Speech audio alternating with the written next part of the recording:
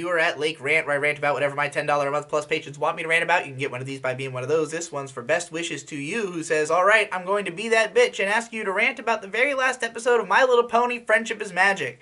I'm not sure what your relationship with the show has been for the last few years, but I am curious nonetheless." So, my relationship with My Little Pony has been that when I went to the BronyCon in 2015, I think, was the last one I went to with all the guys, all the PCP dudes, and I had watched up to halfway through Season 5 in prep for the con, and I did not enjoy most of it. I just thought that the episodes were mostly boring, that the writing had truly reached a point where there were more groan-worthy episodes than great episodes, and I just didn't care anymore. I wasn't participating in the fandom anymore, so, which is the main sort of draw for me, was the my own participation in the thing, so it just kind of felt like it wasn't worth it anymore. But it was interesting to see, sort of secondhand from watching Hippo and Jesse talk about it as it got into its later seasons, that a lot of the character arcs that I wanted to happen did happen. They just took way the fuck longer than they needed to. And I talked about this back when I first left the show. I had been complaining about the fact that, in the Season 3 finale, Twilight becomes an Alicorn princess, which was very controversial because it obviously wasn't supposed to happen yet in the original plan. This was something that was mandated by Hasbro. It was controversial, but I didn't mind it until we got to Season 4, and it wasn't really like, the narrative doesn't push forward from that point, really. And a lot of the characters who had sort of re-experience similar things to what they had before, but they enter new stages of their careers. And that was what I had been waiting for already. Like, what Season 3 should have been is these characters making it to the next stage. Rainbow Dash becoming a Wonderbolt, Rarity getting her side boutique in Manhattan, like, all that kind of stuff finally happens in Season 4, but only after the characters have kind of learned the same lesson over again. And that slowness is what was driving me insane. Like, Season 5, I wanted it to be like, alright, main 6 have all kind of, reached adulthood, maybe they should take a back seat and a new cast should come forward, which apparently did eventually happen.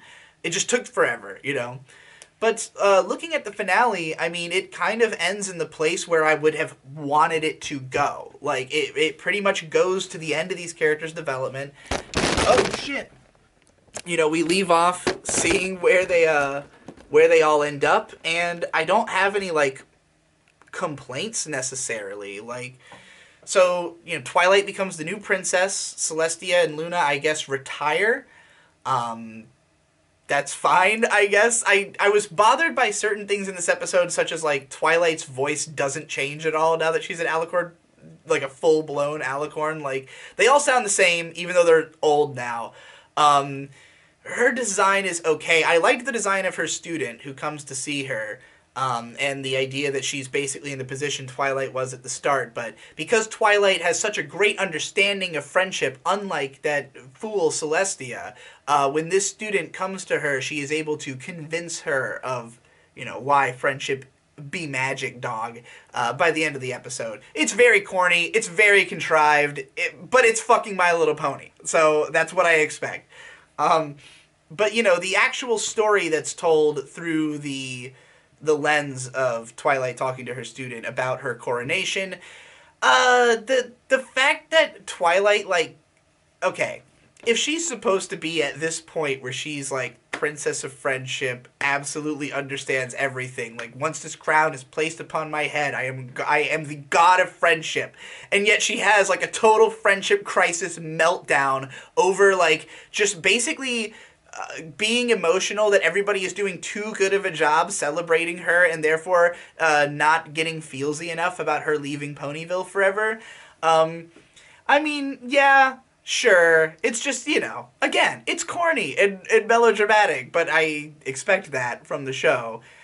It's the actual, story being told that is fine, that is okay. The antics, the fun of the storytelling is what makes the show compelling, more so than it making a lot of sense. But Yeah, it was just like a pretty okay episode in terms of like the backstory. You're mostly there to see where's everybody gonna end up. And also, frankly, there were a bunch of fucking characters I did not know who they were because they're from the later seasons. Nor care. But in terms of where our guys ended up. So first of all, the big shocker that kind of dominated everything at the end. Applejack and Rainbow Dash are implied lesbians.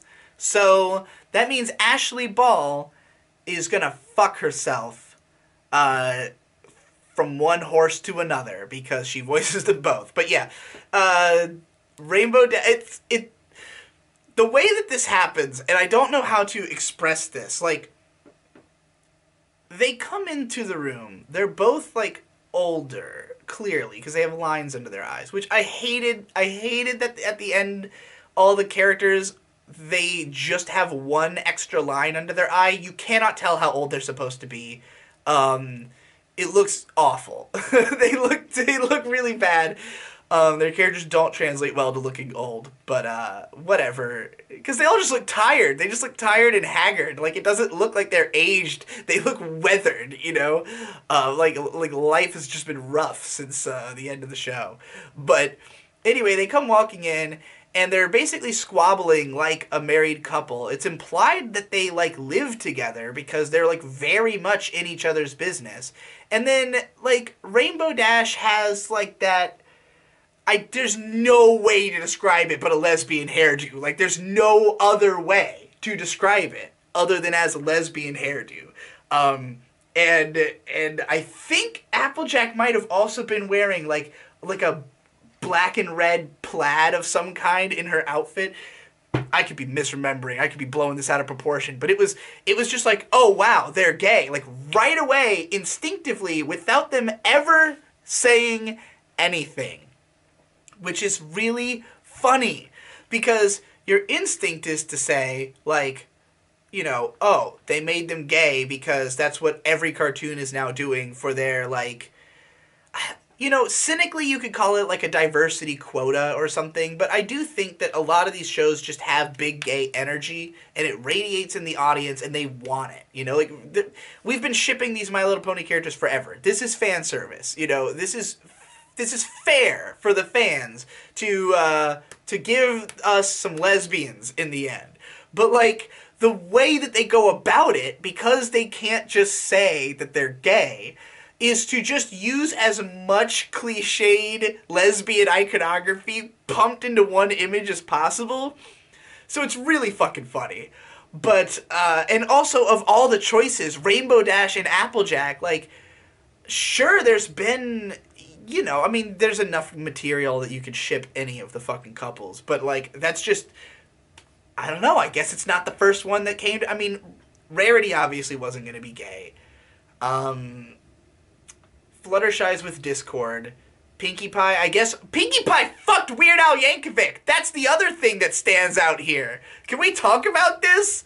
So, Pinkie Pie, the party pony... there's a whole episode about how Weird Al comes to town, and he's an even more party pony than her, and so she's, like, you know, jealous of his popularity, but then it turns out that she was the one who had inspired him in the first place, and, you know, so she's, like, older than him, but, like, I guess she was fucking, I guess they met back up. I don't know if or when he comes back in the show. I don't know if they hook up in an episode. It's just so funny because Cheese Sandwich just is Weird Al. Like, he's not... Yes, he is a fictional character based on Weird Al, but, like, the entire point of his episode is that it's a Weird Al episode. It's him singing, doing polka, his style, it looks like him. So the idea that Cheese Sandwich impregnated Pinkie Pie essentially means that Weird Al fucked a horse, which is the best thing possible. That's amazing. I'm very happy with that. So you got Lil Cheese, the son of Pinkie Pie and Weird Al Yankovic. You got lesbian horses.